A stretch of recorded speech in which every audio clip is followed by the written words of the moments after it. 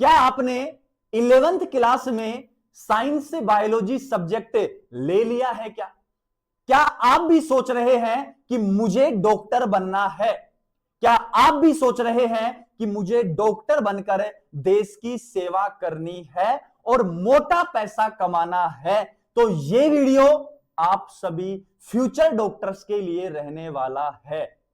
अगर आप चैनल पर नए हैं तो पहले चैनल को सब्सक्राइब कर दो, बेल आइकन को हिट कर दो ताकि ऐसे कोई भी नोटिफिकेशन आपसे मिस ना हो। तो चलिए शुरुआत करते हैं वीडियो की। अगर आप चाहते हैं कि मुझे डॉक्टर बनना है तो सर ऐसा कौन सा एग्जाम है जिसको हम देकर फ्यूचर में डॉक्टर्स बन सकते हैं? तो उस एग्जाम का नाम है नीट। अब सर ये नीट क्या होता है? सर नीट के लिए एलिजिबिलिटी क्या है? सर नीट का सिलेबस क्या है? सर नीट के फॉर्म कब भरे जाते हैं? सर नीट का एग्जाम कब कंडक्ट होता है? सर नीट का सिलेबस क्या होता है? इन सभी सवालों के जवाब हम देंगे आपको इस वीडियो में। तो चलिए शुरुआत करते हैं वीडियो की। तो सबसे पहला क्वेश्चन जो आपके जहन में बन रहा है कि sir what is NEET? NEET क्या होता है सर? पहले ये तो आप हमें बताइए। नेक्स्ट है एलिजिबिलिटी क्राइटेरिया कि किस कंडीशन में हमें या कौन सी क्लास के बाद हम नीट के लिए एलिजिबल हो पाएंगे, इस बात का हम आपको यहां बताने वाले हैं। साथ ही साथ सिलेबस क्या रहेगा और इसके साथ ही एग्जाम पैटर्न क्या होगा, इन सभी की जानकारी इस वीडियो में आपको मिलने वाली है। तो सबसे पहली बात हम बात करने वाले हैं व्हाट इज नीट। नीट क्या है? तो सुन लीजिए बच्चों, नीट है national eligibility cum entrance test, राष्ट्रीय पात्रता सह प्रवेश परीक्षा। अगर आपको फ्यूचर में डॉक्टर बनना है तो आपको ये एग्जाम देना होगा और इस एग्जाम को अच्छे से क्वालिफाई, या मैं कह दूं बच्चों अच्छे से आपको पास करना होगा, तभी आप डॉक्टर बन पाएंगे। सेकंड बात, ये नेशनल लेवल का एग्जाम होता है, मतलब पूरे इंडिया लेवल पर ये एग्जाम कंडक्ट कराया जाता है। जितने भी स्टेट हैं उन सभी स्टेट का एग्जाम एक साथ कंडक्ट होता है, मतलब नेशनल लेवल पर यह कंडक्ट होता है। ऐसे नहीं कि राजस्थान का अलग होगा, यूपी का अलग होगा, एमपी का अलग होगा, बिहार का अलग होगा, पंजाब का अलग होगा, ऐसा कोई सीन अब नहीं है। ये काम होते थे 2015 से पहले, लेकिन अब नीट जो होता है वो इंडिया लेवल पर होता है, नेशनल लेवल का एग्जाम है। नेक्स्ट बात, करवाता कौन है? इसको एनटीए करवाता है। एनटीए एक एजेंसी है जो नीट और अन्य कई एग्जाम को कंडक्ट कराने की अपॉर्चुनिटी रखती है क्या एनटीए? नेशनल टेस्टिंग एजेंसी के द्वारा कंडक्ट कराया जाता है। इससे पहले ये कब से करवा रहा है? ये बेटा 2019 से कंडक्ट करवा रहा है। 2019 से पहले कौन कंडक्ट कराता था? सीबीएसई कंडक्ट इसको करवाता था। अब जैसे ही एनटीए कंडक्ट करवाएगा, आप नीट का एग्जाम दोगे, मान लीजिए आप पास हो गए तो आपको एमबीबीएस करने का मौका मिलेगा, आपको मौका मिलेगा डॉक्टर बनने का, आपको मौका मिलेगा बीडीएस दांतों के डॉक्टर बनने का, और अदर मेडिकल कॉलेज में भी आपको एडमिशन इसी एग्जाम के थ्रू मिलने वाला है। मतलब नीट एग्जाम एमबीबीएस के लिए, बीडीएस के लिए और अदर जो मेडिकल कोर्सेज हैं उन सभी के लिए आपको ये एग्जाम क्वालिफाई करना पड़ेगा। और एक बात मैं और बता दूं, एक इंपॉर्टेंट नोटिस और बता दूं आपको, इंफॉर्मेशन और बता दूं कि इस साल से अगर आपको नर्सिंग भी करनी है बेटा, नर्सिंग बीएससी नर्सिंग करनी है तो नीट का एग्जाम ही क्वालिफाई करना पड़ेगा। आगे बढ़ते हैं। नेक्स्ट मैंने क्या क्या है, नीट क्यों जरूरी है? ठीक है, अगर बेटा आपको एम्स का डॉक्टर बनना है, अगर आपको एम्स से एमबीबीएस करनी है, अगर आपको जिपमर से एमबीबीएस करनी है, अगर आपको स्टेट मेडिकल कॉलेज में एडमिशन लेना है तो उसके लिए नीट का एग्जाम देना बहुत ज्यादा जरूरी है, या मैं कह दूं कि NEET exam should be compulsory in AIIMS, JIPMER and state medical college. Next बात करते हैं बेटा, एलिजिबिलिटी क्राइटेरिया है कि आप कब एलिजिबल हो पाएंगे नीट एग्जाम को देने के लिए। तो सबसे पहले क्या कंपलसरी है, सबसे पहले कंपलसरी है क्वालिफिकेशन। क्या क्या क्वालिफिकेशन आपके पास होनी चाहिए नीट का एग्जाम देने के लिए, तो सुन लो। 12th क्लास में फिजिक्स, केमिस्ट्री और बायोलॉजी सब्जेक्ट आपके पास होना चाहिए। तो मैं शॉर्ट में कहूं कि पीसीबी आपके पास होना चाहिए। अगर ये है तो आप नीट का एग्जाम दे सकते हैं। दूसरी बात, एक इंफॉर्मेशन और दे देता हूं, अगर आप इस साल 12th में हैं, इस साल एनरोल हुए हैं, इस साल बोर्ड की क्लास में हैं, तो भी आप एग्जाम दे सकते हैं, तो भी आप फॉर्म भर सकते हैं। ये मैं अभी बता देता हूं बेटा आपको। साथ के साथ 12th क्लास में आप हैं, आपके बोर्ड एग्जाम हो जाएंगे। अगर आप जनरल कैटेगरी से बिलोंग करते हैं तो आपको मिनिमम 50% मार्क्स चाहिए नीट के लिए एलिजिबल होने के लिए। अगर आप ओबीसी में, एससी में, एसटी में हैं तो आपको 40% मार्क्स चाहिए 12th क्लास में पीसीबी सब्जेक्ट के साथ। अब बात करूं एज लिमिट की, तो जिस दिन फोरम स्टार्ट होना बेटा और जिस दिन फोरम की लास्ट डेट हो तब तक आप, या मैं कह दूं एग्जाम तक आप कितने ईयर्स के, 17 ईयर्स के हो जाने चाहिए। और ये जो एज क्राइटेरिया होता है ये उसमें लिखा भी आता है कि इतनी डेट तक आप 17 के हो जाओगे तो आप यहां एलिजिबल हो, आपकी एज है कि आप नीट का फॉर्म भर सकते हैं, नीट का एग्जाम आप दे सकते हैं। अगर मैं बात करूं मैक्सिमम एज की कोई अभी तक लिमिट नहीं है। आप कितनी भी एज के हैं आप अभी नीट का एग्जाम दे सकते हैं।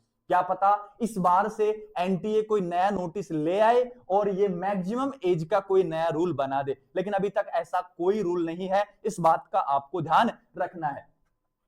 नेशनैलिटी देखनी है, राष्ट्रीयता देखनी है। अगर आप इंडियन है तो आप ये फॉर्म भर सकते हैं।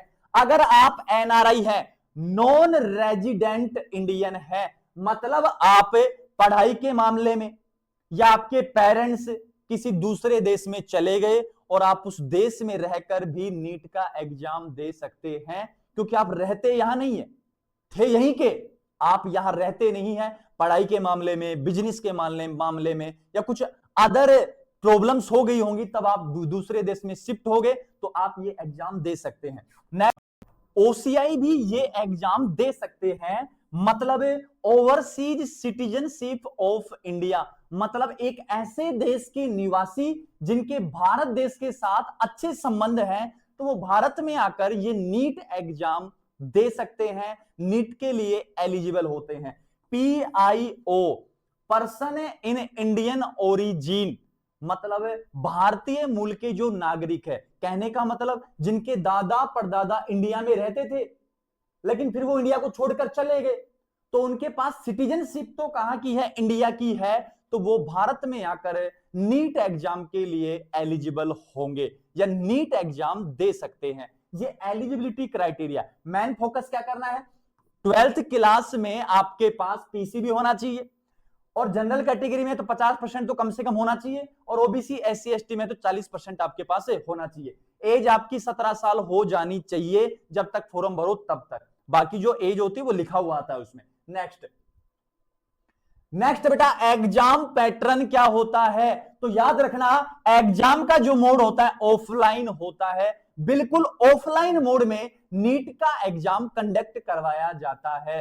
मैं कहूं पेन पेपर मोड में कंडक्ट करवाया जाता है। आपको ओएमआर सीट में गोले भरने होते हैं बेटा, ऐसे करवाया जाता है, ऑनलाइन नहीं होता। सीबीटी कंप्यूटर बेस्ड एग्जाम नहीं होता है नीट का, कैसा होता है, ऑफलाइन मोड पर या पेन पेपर मोड पर होता है। टोटल क्वेश्चंस की बात करूं तो ये ज्यादा मायने रखने वाला है क्योंकि इन्हीं के आधार पर तो हम सिलेक्शन ले पाएंगे।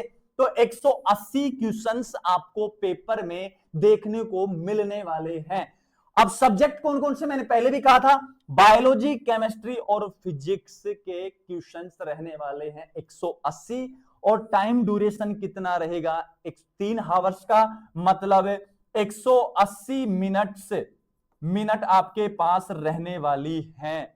इन 180 मिनट में आपको 180 क्वेश्चंस अटेम्प्ट करने हैं और कोशिश करेंगे कि 180 में से 180 सही करें ताकि हम फर्स्ट रैंक ले पाए, ऑल इंडिया फर्स्ट रैंक आ पाए, एआईआर फर्स्ट बना पाए। बेटा इतनी काबिलियत अपने अंदर हमको समेटनी है। नेक्स्ट अगर बात करूं तो नेक्स्ट अपने पास है मार्किंग स्कीम क्या होती है वो सुन लो।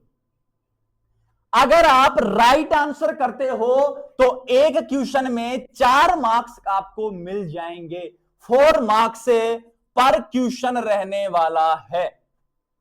अगर आप रॉन्ग आंसर करते हो तो माइनस का 1 नंबर आपका कटने वाला है। तो ध्यान रखो, 2 क्वेश्चन है मान लो, पहला आपका सही है प्लस का 4, दूसरा गलत है 1, टोटल नंबर कितने हो जाएंगे, 3 मार्क्स आपके हो जाएंगे। ये वाला क्राइटेरिया यहां फॉलो होने वाला है। अगर आप किसी क्वेश्चन को अटेम्प्ट नहीं करते हो तो वहां ना तो मार्क्स दिए जाएंगे ना ही मार्क्स काटे जाएंगे, वहां 0 मार्क्स आपका रहने वाला है। अब मैं बात करूं सब्जेक्ट के क्वेश्चन और उनके मार्क्स की, तो सब्जेक्ट सबसे पहले जब आप पेपर खोलोगे ना बेटा, ऑफलाइन तो हो रहा है, पेन पेपर मोड पे हो रहा है, तो सबसे पहले सब्जेक्ट कौन सा मिलेगा, फिजिक्स सब्जेक्ट देखने को मिलेगा, जिसमें कितने क्वेश्चन आएंगे, 45 क्वेश्चन, और एक क्वेश्चन कितने मार्क्स का, 4 मार्क्स का है, कितने हो गए, 180 नंबर हो गए। दूसरा मैं बात करूं केमिस्ट्री, सेट फिजिक्स के बाद जस्ट केमिस्ट्री आएगा और 45 क्वेश्चन केमिस्ट्री के, 4 नंबर, कितने मार्क्स, 180 मार्क्स। बात करूं बायोलॉजी की, तो बायोलॉजी के सबसे ज्यादा क्वेश्चन आते हैं और 90 क्वेश्चन बायोलॉजी के आपको देखने को मिल जाएंगे, और 90 क्वेश्चन 4 नंबर का एक होता है, तो 360 मार्क्स की। तो मेरा मानना ऐसा बेटा, सीधी बात कहूं, सिंपल शब्दों में कहूं तो यार, पूरे नीट एग्जाम के सिलेबस का 50% वेटेज तो कौन रखता है, कौन खा जाता है, बायोलॉजी खा जाता है, और बाकी 50 में फिजिक्स और कौन होता है। अब टोटल मार्क्स की बात कर लो, 180 फिजिक्स, 180 केमिस्ट्री, 360 बायोलॉजी, अरे 720 मार्क्स का आपका टोटल पेपर होने वाला है। मतलब जो भी रिजल्ट आएगा 720 में से आपका आने वाला है। ये मार्किंग स्कीम है नीट पेपर की। नेक्स्ट अगर बात करूं मैं, तो नेक्स्ट अपने पास सिलेबस क्या है। सर सिलेबस क्या रहने वाला है, सर एग्जाम पैटर्न समझ में आया, सर एलिजिबिलिटी क्राइटेरिया समझ में आया, सर मार्किंग स्कीम समझ में आई। अब ये भी तो कोई बताए कि सिलेबस क्या रहेगा, ताकि जिसको हम पढ़कर 720 में 720 ला सके। अब सुन ले बेटा, 11th और 12th दोनों की बात कर रहा हूं, क्योंकि तूने सब्जेक्ट का चुनाव जब किया था ना, तो बायोलॉजी जब तूने ली थी तो 11th क्लास में तूने ली थी, तो 11th और 12th की फिजिक्स, केमिस्ट्री और बायोलॉजी का कंप्लीट एनसीईआरटी का मैटर रहने वाला है, और लाइन टू लाइन आपको पढ़ना पड़ेगा, क्योंकि लाइन टू लाइन क्वेश्चन पूछे जाते हैं। किसी भी लाइन से क्वेश्चन बनाकर नीट के एग्जाम में एनटीए द्वारा पूछा जा सकता है। तो पूरी एनसीईआरटी खंगाल दो, पूरी एनसीईआरटी को आप लाइन टू लाइन पढ़ दो, तब जाके आपका कहीं सिलेक्शन होगा बेटा, तब जाके कहीं आपका ख्वाब पूरा होगा डॉक्टर बनने का। नेक्स्ट अगर मैं बात करूं तो एप्लीकेशन फॉर्म, सर ठीक है, सर जुनून है, सर जोश है, डॉक्टर तो बन के रहूंगा, तो सर ये बता दीजिए कि एप्लीकेशन फॉर्म कब स्टार्ट होंगे। तो सुन ले बेटा, या तो दिसंबर एंड में या जनवरी मंथ के फर्स्ट वीक में एप्लीकेशन फॉर्म स्टार्ट हो जाते हैं। तो सुन ले साथ के साथ, अगर तुझे जानना ही है एप्लीकेशन फॉर्म कब स्टार्ट होंगे, तो वासुदेव प्लस के चैनल को सब्सक्राइब कर ले, क्योंकि यहां प्लस का मतलब ही मेडिकल से जुड़ा हुआ है, यहां प्लस का मतलब ही नीट से जुड़ा हुआ है। तो यहां हम हर अपडेट देंगे आपको नीट से रिलेटेड, तो सब्सक्राइब कर ले जल्दी से। आगे आजा बेटा, आगे है एग्जाम कब होता है। तो सुन बेटा, एग्जाम होता है मई के फर्स्ट वीक में। कंफर्म है कि मई के फर्स्ट वीक में आपका नीट का एग्जाम हो जाएगा। नेक्स्ट अगर बात करूं मैं, लास्ट जो क्वेश्चन है कि रिजल्ट कब आता है, तो बेटा ये जो लिखा होता है ये एप्लीकेशन फॉर्म में होता है। एप्लीकेशन फॉर्म में सब चीजें पहले से डिसाइड होंगी, सारा शेड्यूल पहले से बना होगा, इस दिन एग्जाम के 1 मंथ के बाद आपका रिजल्ट आ जाता है, उसके 1 मंथ के बाद आपकी काउंसलिंग स्टार्ट हो जाती है और उसके 1 मंथ के बाद आपका सपना पूरा हो जाता है डॉक्टर बनने का, क्योंकि आप एक देश के अच्छे मेडिकल कॉलेज में प्रवेश पा लेते हैं। तो बच्चों, ये जानकारी थी नीट की। ये जानकारी आपको कैसी लगी कमेंट सेक्शन में जरूर बताना है, और नीट की मोर अपडेट के लिए आज ही वासुदेव प्लस के यूट्यूब चैनल को आप सब्सक्राइब कर लो। और साथ ही साथ, सर ये सब हमें पढ़ने को कहां से मिलेगा, सर क्वेश्चंस कहां से मिलेंगे, तो वो भी आपको वासुदेव प्लस के चैनल से मिल जाएंगे। तो जुड़े रहिए चैनल के साथ। मिलते हैं नेक्स्ट वीडियो में एक और इंपॉर्टेंट टॉपिक्स को लेकर।